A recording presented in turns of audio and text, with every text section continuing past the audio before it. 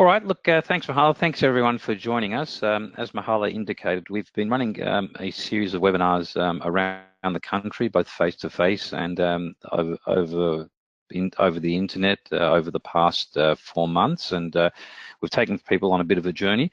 There have been a number of changes to the My Health Record legislation and the My Health Record operating rules during that time. So for those of you that have attended one of our educational sessions, hopefully you're reasonably familiar with where things are at. For those of you, and it's just under half of the audience that are joining us today who have not attended, hopefully you've been to other activities and you're up to date. If not, we'll try and give you an overview, but we're not going to be covering everything today. So you might want to go back and log into one of the online webinars and just, refresh where things are at from your perspective. So that we won't be covering specific detail around how My Health Record operates, but we will be giving you an update in terms of the legislative changes. So we'll be looking at the change to the opt-out period, what's actually happened. We'll be talking about the changes to how minors can hide their data or not make it available to their authorised representatives or parents or guardians. We're talking about domestic violence and the protections that have been put in place there. The prevention of unauthorised uses, some tightening of the legislation to support the current practice. We're looking at what cancellation means, and cancellation now has quite a different impact compared with a few months ago. And we'll be just refreshing everyone's awareness of the secondary use of data.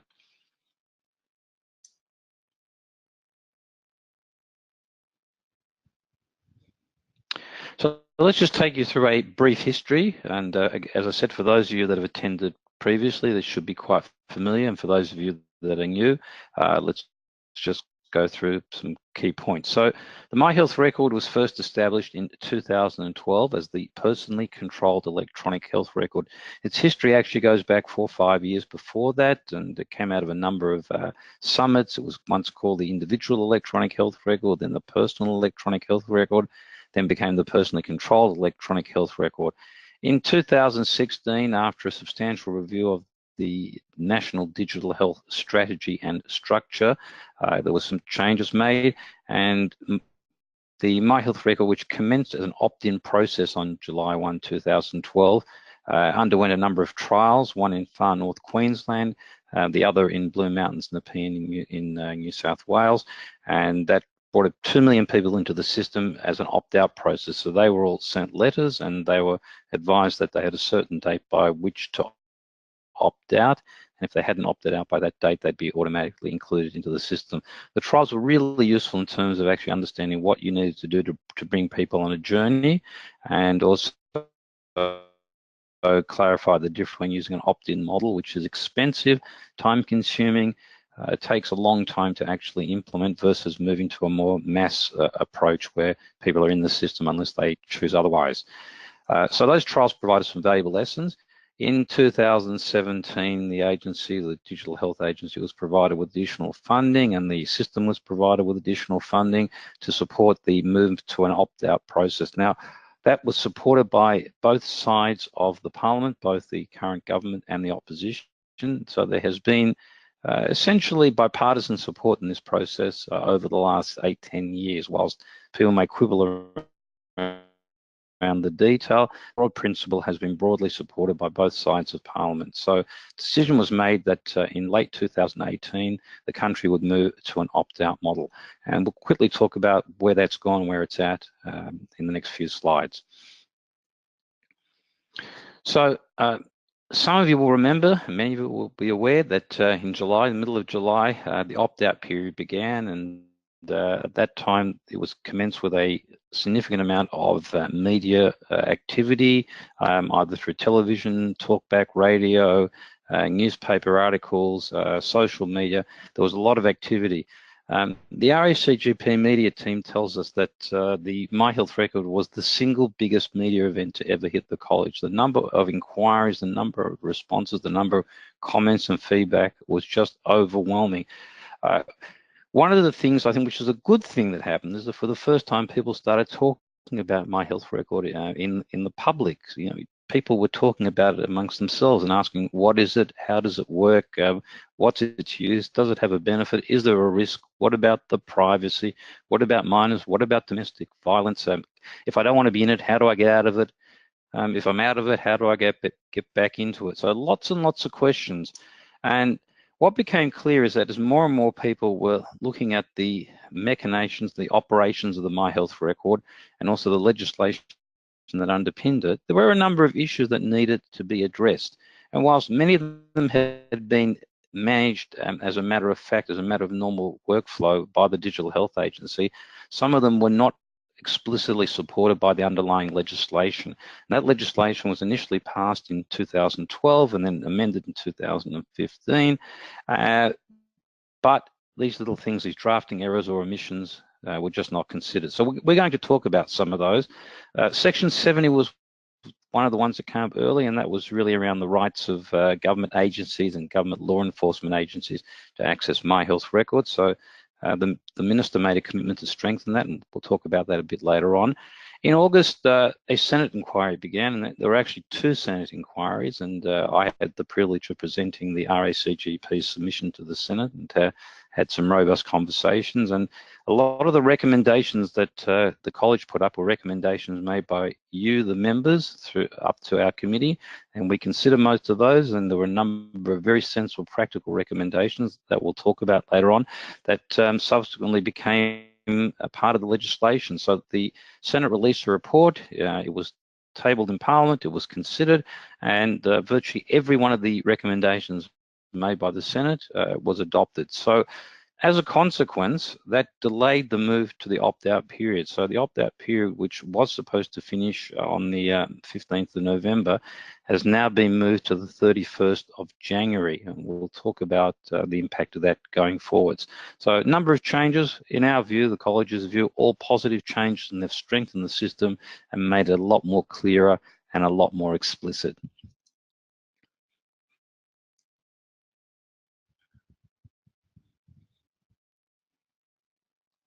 Okay, so as I mentioned earlier, the opt-out period, which was originally running to the 15th of October, and then by the 15th of November, the system would have gone live, has undergone a series of delays as a consequence of community concern, a lack of clarity around some aspects of the legislation.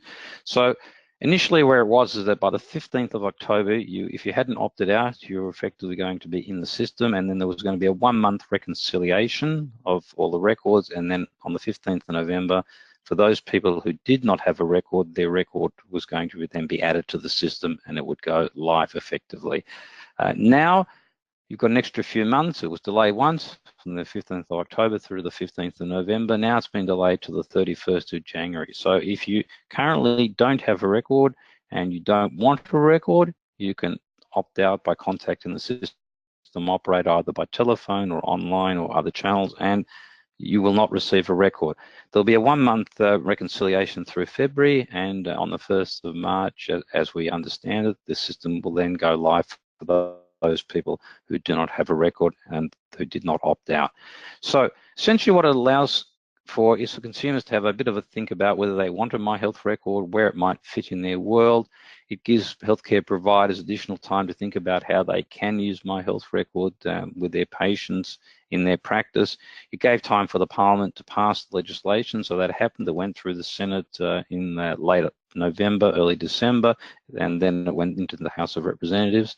And essentially, it's consistent with the RACGP's position and recommendations to the Senate inquiry that a broad public awareness campaign be conducted. And so early on, the campaign was more targeted, more nuanced. Later on, it became a public campaign, and some of you may have seen the television advertising that supported it, that allowed people to go and obtain additional information to make a decision about whether or not they should be participating.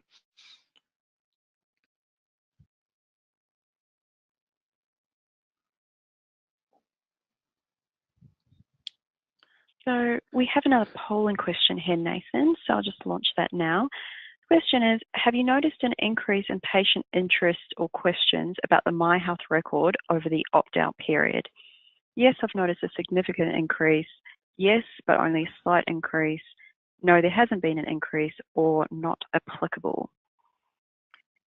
Mahalo, whilst we're waiting, it might have been worth also asking, have you noticed an increase amongst your friends and family? Because I can certainly say that in my family, it's been a talking point over months.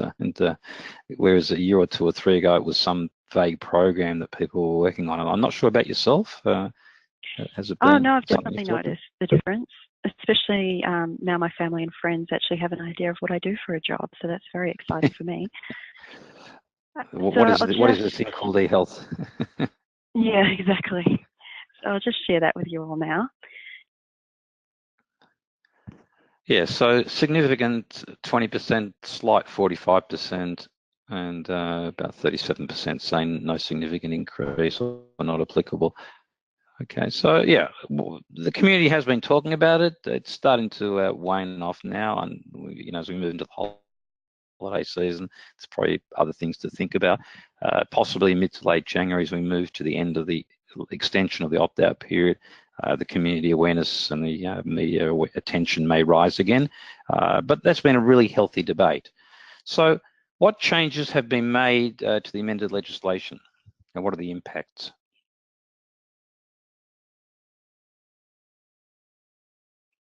One of the really big issues was the way that the system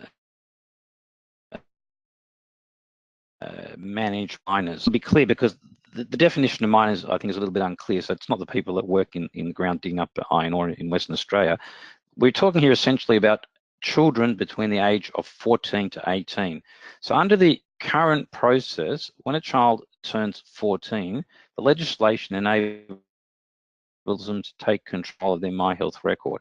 Until the age of 14, a child's record is managed by their parent, who's known as their authorised representative or their guardian, in practical terms. At the age of 14, a child can take control of their own record, and at the age of 18, they must take control of their own record. So when the MyHealth record came to being in 2012 as the PCEHR, the Personally Controlled Electronic Health Record, there was very little data flowing up to MyHealth record. So when you set up a MyHealth record at that time, you could tick a box saying allow all my MBS and PBS data to flow up, and the last 2 years got automatically added, or as much as was available in the last 2 years. Now, what then happened after that was when a child turned 14, the MBS and PBS feeds were turned off and not made visible to the parents any longer, and only got turned back on again at the point the child took control of their record. In 2012, that seemed perfectly reasonable. There were no other documents going up to MyHealth record. There were no discharge summaries. There were no shared health summaries. There were no event summaries. There were no electronic transfers of prescriptions. So very little flowing up. That started in the subsequent years. So turning off the MBS and PBS feeds effectively meant at that time that a parent could not see any information in MyHealth record. But times have changed. There are a lot of documents and a lot of information now going up to MyHealth record. So one of the big concerns that was raised by college members particularly was that there are a lot of vulnerable children out in the community, and those vulnerable children were potentially having their rights and entitlements being breached by the fact that their parents could see their MyHealth record and could potentially see clinical information and other information that the child did not want them to see. And the examples that came up were children who may have requested an oral, being on the oral contraceptive, for example, or might have had a termination or treated for a sexually transmitted disease. These things are very sensitive, and I guess all of you, and it'd be interesting for you to just type in through the free text, where you've had examples like that where a child between 14 to 18 come in and ask for confidential treatment. So you know it happens all the time. It's common state. And when a child in that group, in that age group, comes to you, you treat it as a confidential issue. You don't disclose the information to the parents. However, we were treating MyHealth record in a different way. So the RACGP made a very strong submission to the Senate saying that we really need to protect minors, and in our view that the feeds should be turned off. All feeds should be turned off, not made visible until such time as the child took control of their record. We also recommended that children should be written to at the age of, say, 13 years and 9 months and informed as to how they can take control of their record, because you'd reasonably appreciate that there aren't many kids at the age of 14 who'd be thinking about this, and they actually wouldn't have the awareness and understanding to even know how to do it. So we thought the process needed to be streamlined. We've made those recommendations. A number of our recommendations have been accepted. We think more needs to be done in terms of creating informed awareness for children so they can do it easier. We also understand that there are children who live in loving families. That's the vast majority of Australian families. And under those circumstances, where a child chooses to take control of their record, they can add the parent back as a nominated representative, and the parent can continue to see the information. So we think it's probably the best of both worlds. There are other circumstances where a child between the age of 14 to 18 or even older does not have capacity, doesn't have the mental capacity to act on their own behalf and manage their own record. And under those circumstances, the Australian Digital Health Agency can authorise the appointment of an authorised representative. In that case, it's generally going to be the parent or the guardian. So we think the broad suite of changes has been really positive. It protects minors, it protects vulnerable children, and I think it's overall a very sensible outcome.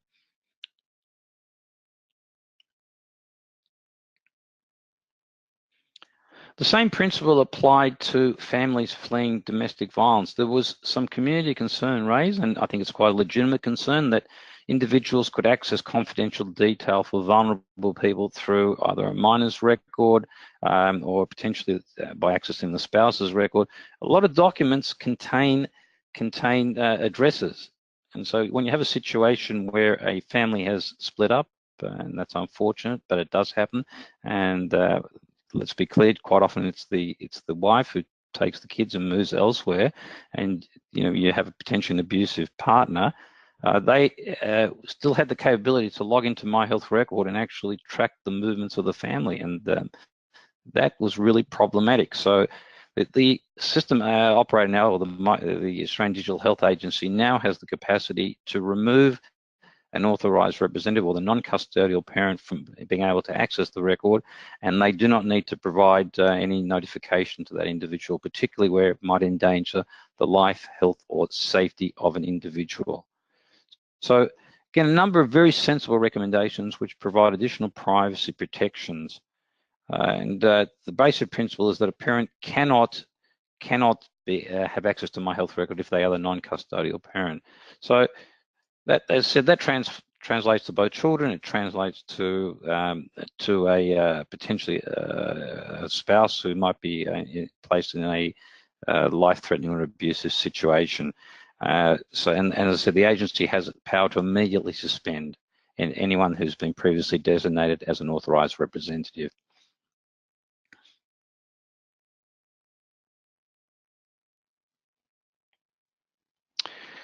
So as we touched upon earlier, one of the areas that the first area of concern that arose, and this was raised by our current President, Harry Nespolon, was the management of Section 70 of the legislation. So Section 70 of the legislation basically said it allowed any law enforcement or government agency to access an individual's My Health Record without a court order.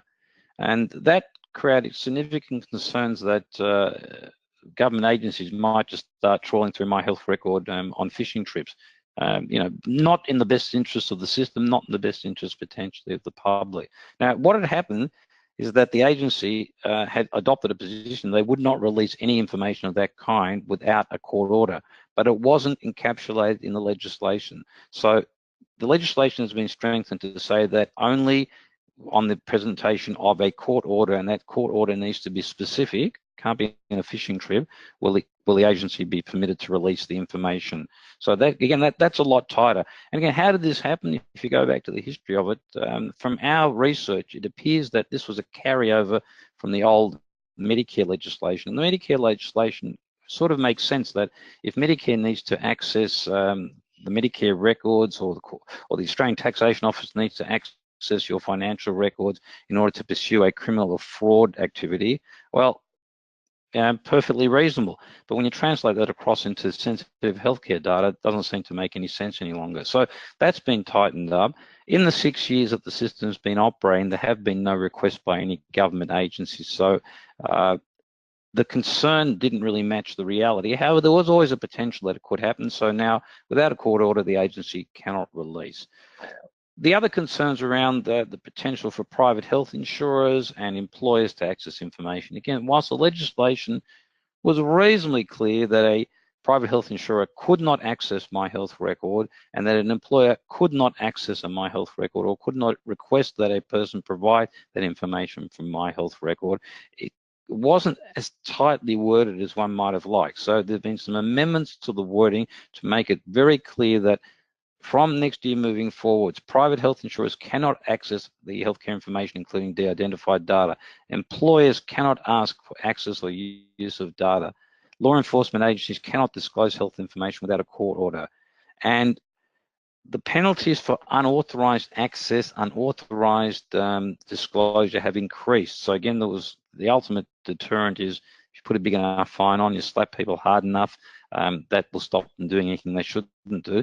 The fine, and this doesn't give me any comfort at all. The fines have been increased, the civil fine to $315,000 and the criminal fine maximum of 5 years imprisonment. Now, I don't think anyone out there listening today needs to worry about that specifically.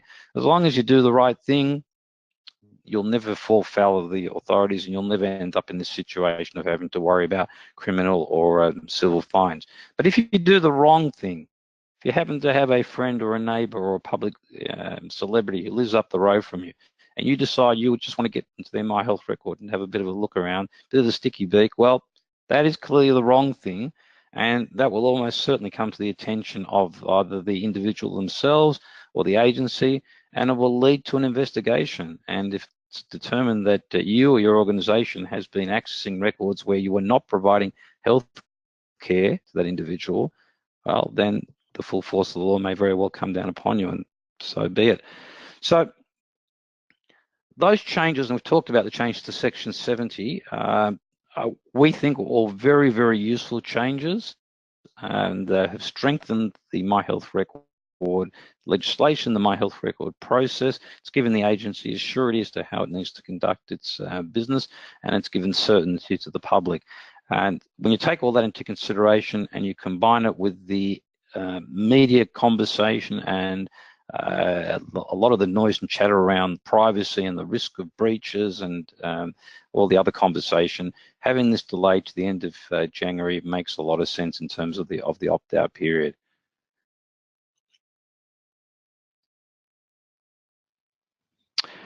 Now, one of the other really, really big things relates to cancellation of records. So under the My Health Record system, you could essentially opt out of the system effectively at any time. So there are something over 6 million individuals with the My Health Record, 6.5 million approximately. If at any time you wanted to opt out of the system, you contacted the system operator and you say, I no longer want a My Health Record for no reason specifically. You don't have to provide a reason, and you could then cancel your record. Now, what cancellation meant until then, as opposed to now moving forwards, is that cancellation meant the record ended up in the state of suspended animation. It sat there for 30 years, archived, backed up, available to the system operator potentially for other purposes, but didn't disappear. And if you wanted to reactivate it a year or 2 or 5 years later, you contacted the system operator and your record went live. You'd have a gap in those few years where there was no Medicare, PBS or other data flowing up, but your historical information remained intact. Now we are talking about quite a different state of affairs. So cancellation means that the record is destroyed, blown up, ceases to exist, mission impossible. This record will self-destruct, goodbye, gone, and that's the end of your record. It's not archived, it is not backed up, it is not retrievable. So I think that's something people will need to think about very, very, very carefully, because you may decide for whatever reason at a point in time that you don't want a My Health Record. You may have a year or 2 or 5 or 20 or 30 years of data on the record going forwards. And then 6 months later, 12 months later, you decide, well, actually, that wasn't so sensible. My health circumstances have changed. I do actually need to access some data from a few years back. I don't have it on me. I haven't got any personal copies. I can't get it from my healthcare provider. and guess what? You're not going to be able to get it from the system operator either. That information will be gone. So under the new provisions, no backups, no copies, no archiving. So when you're talking to your patients about this and they say, look, I discovered I have a My Health record, I don't really want it anymore.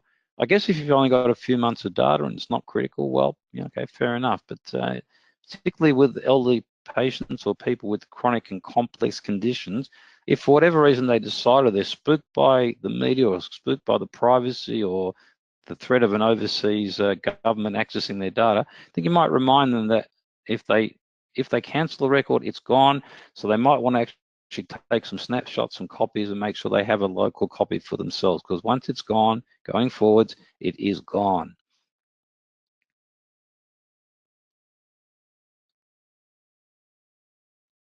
Okay, secondary use of data. Again, this was added to the legislation more for the sake of completeness. Earlier in the year, May this year, the Digital Health Agency released the framework to guide the secondary use of My Health data, and that was quite a robust framework.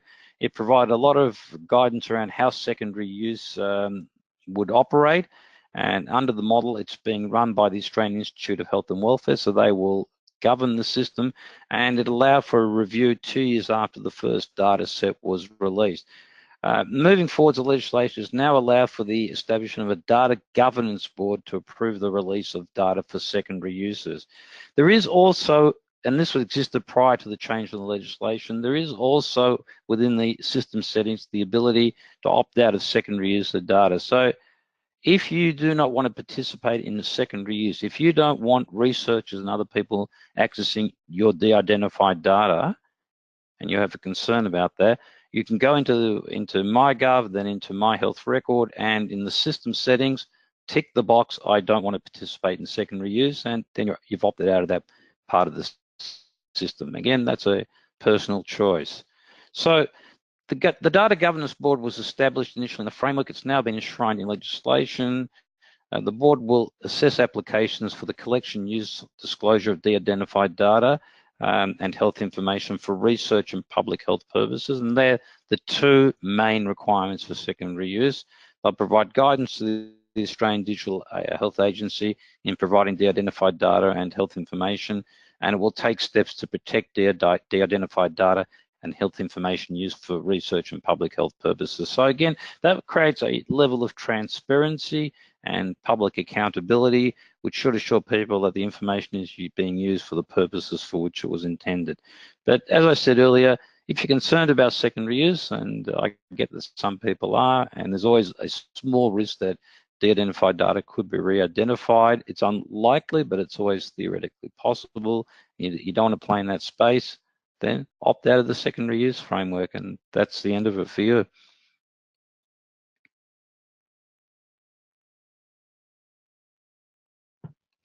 So in terms of the stats, as of the 18th of November, 6.3 million. It's now tracking towards 6.5 million. It's kind of interesting that as far as we're aware, and these are the latest stats that we've had, and they're a little bit now out of date by a month, during the opt-out period to about a month ago, approximately 900,000 Australians had chosen to opt out. However, at the same time, about 350,000 Australians have chosen to opt in. So there were people that could see very clear benefits. So around about 6.5 million consumers, 6.5 million people living in Australia have a My Health record. The breakdown is slightly more female to male, 56 to 46%. It's a little bit high, out of alignment with the population, which is about 51-49, but not too bad. If you look at the demographic breakdown, it varies by age group. Once it moves to the mass opt-out at the end of January, the age 65 should increase substantially.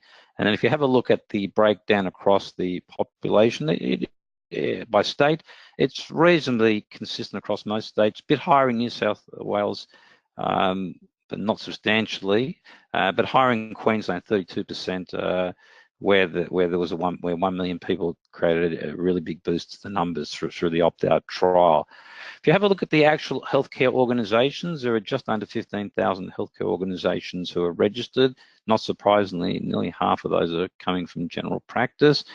Most public hospitals and most public health services are now connected, and most public hospitals around the country are now sending discharge summaries up to My Health Record.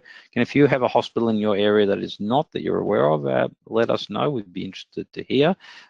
Some private hospitals have connected, and for the first time, some private hospitals are sending discharge summaries. They're not exactly the same as the ones that you get out of a public hospital, but it's a start. Again, the majority of pharmacies have connected, and by the middle of next year, I understand that figure will be around 95%. So a large number of pharmacies are connected, and they are now sending prescriptions, electronic transfer of prescriptions, the actual dispense notifications up to My Health Record, as well as the PBS data, which was happening without them having to be connected. There are some aged care residential services that have been connected, and pathology and diagnostic imaging is coming online. It should have been a lot faster for pathology and diagnostic imaging. However, the public conversation, debate over the last 6 months has slowed that process. So my understanding is that the pathology and DI providers were waiting until the dust settled, waiting until the opt-out period had finished, and early next year we'll start to see a move in that space. Again, my understanding is that the three largest providers, the three large public pathology providers in Australia, have essentially completed their work, and they are able to connect and send. And some of them are sending small volumes. One of them in Queensland has been sending now for quite a while. The others will come online, as I said, hopefully next year. So you can reasonably predict that by the middle of next year, most of the pathology you're ordering, certainly with the larger providers, will end up in My Health Record, and that's something that you might just want to have a bit of a think about. Most of the medicines that you're ordering will end up in My Health Record going forwards. Diagnostic imaging, that's a slower process. There are a lot more smaller providers, solo providers, and so getting them connected is a major focus of the agency, as I understand it, next year. Over the next few years, you'll start to see a significant number of diagnostic imaging results going up, reports going up as well. The other thing is, from a pathology perspective, that all hospitals that are connected that have the capability are sending pathology now into My Health Record. So there's a lot of public pathology going up. Whether that's of great value than having private, that's a conversation that will become clearer over time. I think we can all see the benefit potentially in the private stuff going up. A lot of the public work is volume driven, and it'll need to be nuanced over time, but the capability exists. And then there are other providers, other allied health providers that have connected. There's a lot of work to be done still to connect the large majority of allied health providers, such as psychologists and others. But I understand ambulance officers will be coming online shortly, and that might be quite a potential benefit, particularly as they are first responders. And our specialist friends are not at the level or the state of maturity that one might hope for, and there's a lot of work still to be done in that space.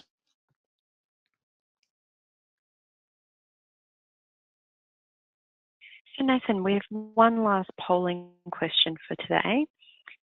So the question is your use of My Health Record as a healthcare provider likely to change in 2019? Likely to increase, likely to decrease, likely to stay the same, do not use and will not use, or not applicable? So we'll just give you a few moments to answer this question. Is your use of My Health Record as a healthcare provider likely to change next year? No, it's interesting, because when we asked this question on the roadshow earlier in the year, we tried to correlate the alignment between having their own provider having their own My Health Record and their usage, and it seemed to correlate reasonably well.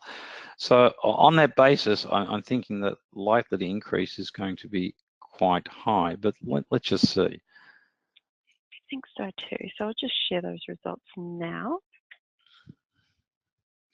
Yeah, so that's correlating pretty well. That it seems that if you have your own My Health Record and you're aware of it, it's more likely that you'll use it in a clinical setting with your patients.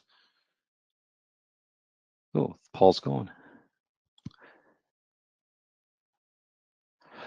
Okay, so we've taken you through a sort of rapid high-level overview of the changes that have occurred over the last 5-6 months, and it has been a bit of a roller coaster journey. And for many of us, we're really quite pleased that it's coming towards the end and we can start to get back to business as usual and focusing on some of the other key aspects of the digital e-health journey. So the key messages are that Parliament in the last month or so has enacted legislation to strengthen the privacy of the My Health Record system and the My Health Record data. It's given healthcare consumers additional time to decide whether they want a My Health Record. So the opt-out period has been extended to 31 January 2018. Currently, let's say approximately 1 million Australians have opted out. That number probably won't change all that much, even if you added another few 100,000. The likelihood is that come February, March, somewhere around 23.5 million people living in Australia will have a My Health Record. So that is the overwhelming majority of the population. That provides the basis for a significant game changer over time. So the My Health Record remains a non-compulsory system for GPs and other healthcare providers. And through the roadshow over the last 6 months, what we've talked about is that whilst it's opt-in, opt-out, now moving to opt-out for consumers, as a provider or a provider organization, it's opt-in. You have to register and you have to be able to participate with conformance software. However, even if you as a healthcare organization or you as a healthcare provider in an organization that is participating choose not to participate, there is a thing called passive participation. By virtue of the fact that you are generating certain clinical information and documents, some of those will go to My Health Record as a byproduct. So you may not have a system that actually connects to My Health Record. You may not be able to view My Health Record. However, every time you write a PBS script, it potentially go up to My Health Record. Every time you generate an MBS item number, it potentially goes up to My Health Record. As I said, in the future, any pathology order potentially goes up to My Health Record, and the same for diagnostic imaging. AIR information, strain immunization register, potentially goes up to My Health Record. So there's a lot of sources of data beyond the documents that you create for the specific purpose of sending to My Health Record. And I think there's a critical one for those of you that attended the first series will recall that not every bit of information from your system goes up to My Health Record. If you want to send up a document, clinicians in general practice can send as the regular provider a shared health summary, and for the itinerant patient that comes in frequently, you can, if you want, send up an event summary. Your progress notes do not go up to My Health Record. I know we've had that question recently, and we did cover that in the first series of roadshows, but I'll just reiterate that a consumer does not get to see everything in your record. What you're sending is summary information, summary documents up to My Health Record if you're choosing to participate to send those summary documents. So it's non-compulsory for GPs, it's non-compulsory for consumers. It should be an aspirational system. It should provide benefits. It's not for every patient every time. It's for the right patient in the right circumstance. Those right patients are potentially people who turn up to ED who have a life-threatening condition, who cannot convey this story. It'd be fantastic in ED if the attending physician or the triage nurse can quickly look up My Health Record. The same in an ambulance situation. The same might apply for you when a new patient comes from interstate and hasn't got their history with them, can't remember their medicines, had a discharge recently. You know how long it takes to try and get information from a hospital through archives, a day, a week, forever, never comes. Logging into My Health Record should in theory take you 5, 10, 15 seconds and you can pull down that information. So there are certain use cases where it really has benefit, and there's lots of work to be done to unpack where the real benefits are over time, and that's part of that process that we'll all go through. If you want to give you information to your consumers about where there are additional things they can find, there's a huge amount of frequently asked questions. Either you can go to the My Health Record website itself, or you can come to the college website. We have a huge array of resources and frequently asked questions. We've got a fantastic template document, which I'd encourage everyone to have a look at and use as the basis for their own template. It's only about 20 or 30 pages, relatively easy to read. We've got lots of videos, frequently asked questions, policy documents that you'll find useful. It's worth sitting down with the team, as we said previously, and working through how's my health record going to work in your practice. I took my practice through this last week, and I've done it on a couple of occasions, and I found that whilst I get better and better at it all the time, everyone's busy, so people don't always remember, things don't always connect. You've got to talk about it a few times. So make it part of your ongoing workflow. If issues arise, raise them at a regular meeting and work through the process. If there are things you're not clear about, send them up to the college. We've got a great team of people here who've been doing this for the last couple of years. They're really aware of what needs to be considered and how to respond. And if we can't answer the question, we'll send it up to the agency or to the government, or we'll seek other advice. So we're there to support and advocate on your behalf. I think that might take us up to question time. It sure does. Thank you, Nathan, for a great presentation. So as promised, we've allocated 10 minutes to answer your questions, and we hope you'll stick around to participate. So Nathan, the first question I have for you here is, medical records are to be kept for 7 years generally. What happens to the MyHealth record when a patient passes away? Yeah, so the rule around how long you keep a record, I think, is actually not all that clear. We used to talk about 18, the college standards talk about 18 years for a child and then an additional 7 years for an adult. I think the principle is these days is that in a healthcare setting, a record should be kept forever. It's not the old days where we had to figure out what to do with the paper and we ran out of space. We don't run out of digital space these days. So as a principle, I think it's good practice that records that are no longer required are either archived, backed up, stored, but you don't get rid of them. In the MyHealth record space, when a patient dies, the record will be essentially archived and then available to the system operator only. At the age of 130, if you get to 130, it ceases to exist. So at some point, it will come off the system and only be available to the system operator and then eventually get archived. And will hospitals still have their own copies of medical records, or is the only copy going to be the MyHealth record, which would remove the hospital's need to save information? Yeah, so this was a interesting area of conversation, and some people form the view that if you're going to build a national system, it should be one record available for everybody, and then nobody would need to have a local instance. Well, there's a fundamental principle here that MyHealth record is not the hospital's health record, it's not the practice's health record, it's not the practitioner's health record. MyHealth record is the consumer's health record, and the consumer can choose to be in the system or not be in the system. So think about it in your own practice. You have a lot of clinical information. If you relied solely on MyHealth record and the consumer decided to mask the information or remove the information or cancel their record, you would have no record for that consumer. So this is not a clinical record for clinicians, it's the consumer's record where they choose to share it with providers involved in their healthcare. So hospitals will keep their own systems, general practices will keep their own systems. Any healthcare provider has an obligation to record their own information, store and protect it. That won't change going forwards. And this is a question about consent. A patient can withdraw consent for clinical documents to be added. If a patient claims after the fact that they withdrew consent, what protection does a GP have? Yeah, look, this is a really interesting one around how consent works, and the model was straightforward. The devil is always in the detail, Mahala. So MyHealth record operates under the principle of standing consent.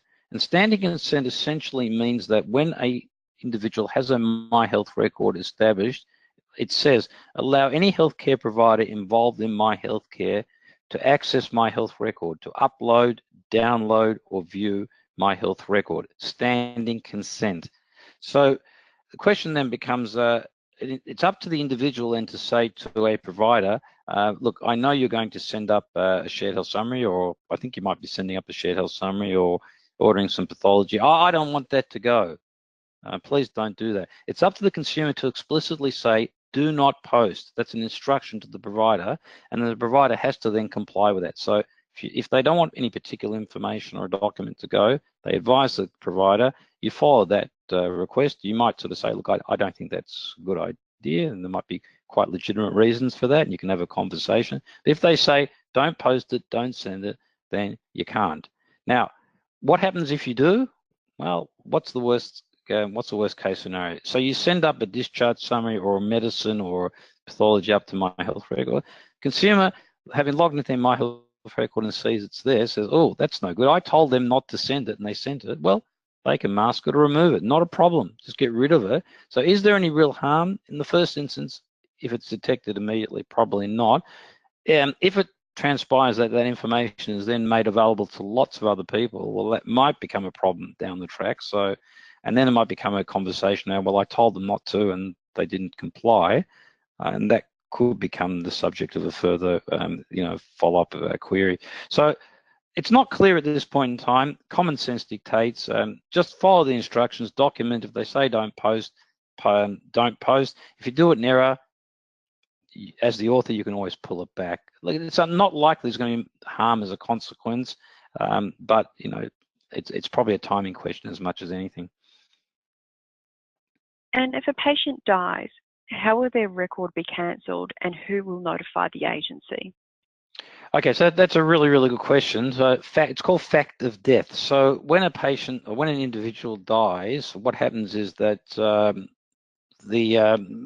there's a process by which birth, deaths, and marriages get notified through the presence of the creation of a death certificate. When births, deaths, and marriages gets notified, it has a feed to the to Medicare, to the Healthcare Identifier Service. That feed happens on a daily basis. So once you are no longer alive, or you get married, or you change your name, or whatever, all that gets fed up to the Healthcare Identifier Service, and it's an automated process. So nobody needs to notify the HI service. It happens through births, deaths, and marriages at a state level.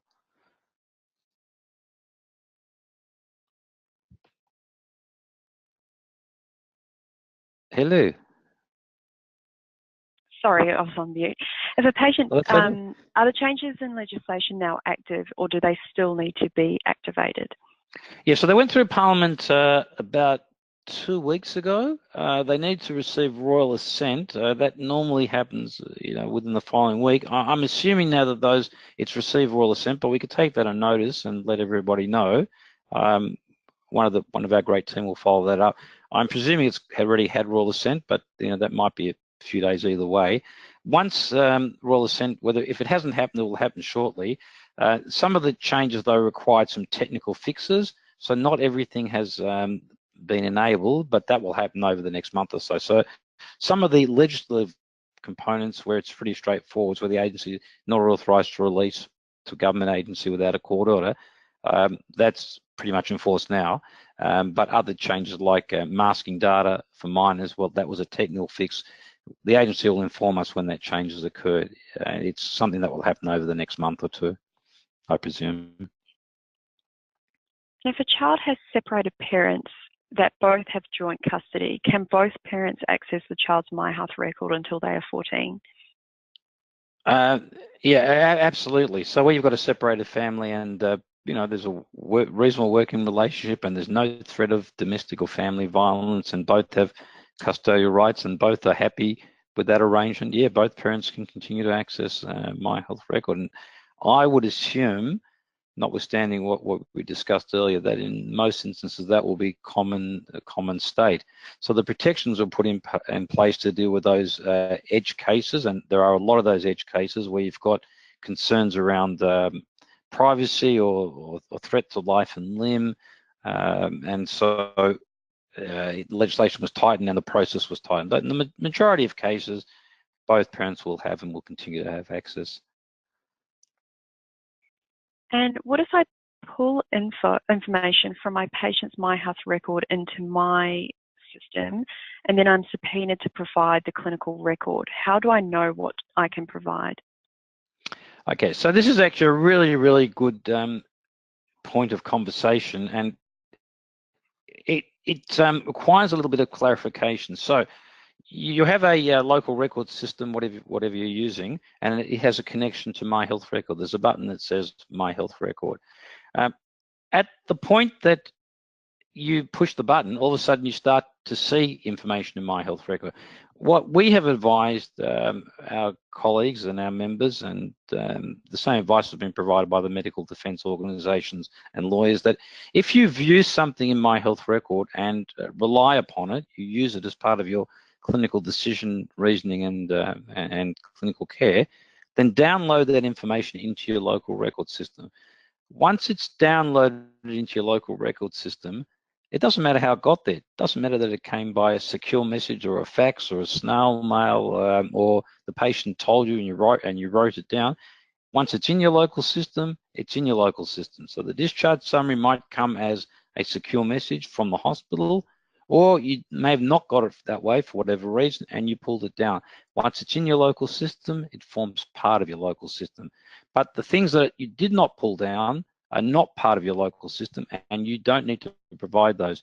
So the subpoena cannot say, please give me everything in your local record pertaining to patient X, and also go into My Health Record and pull down everything else. The legislation specifically prohibits that. And we've got our last question here today, Nathan. Regarding employer access to an employee's record, are employers technically able to see the record but restricted by legislation, or are they physically unable to access the record? Well, employers in the vast instance are not healthcare organisations, so they will have no right to access. They can't register, they can't obtain the conformant credentials, so they won't be able to participate.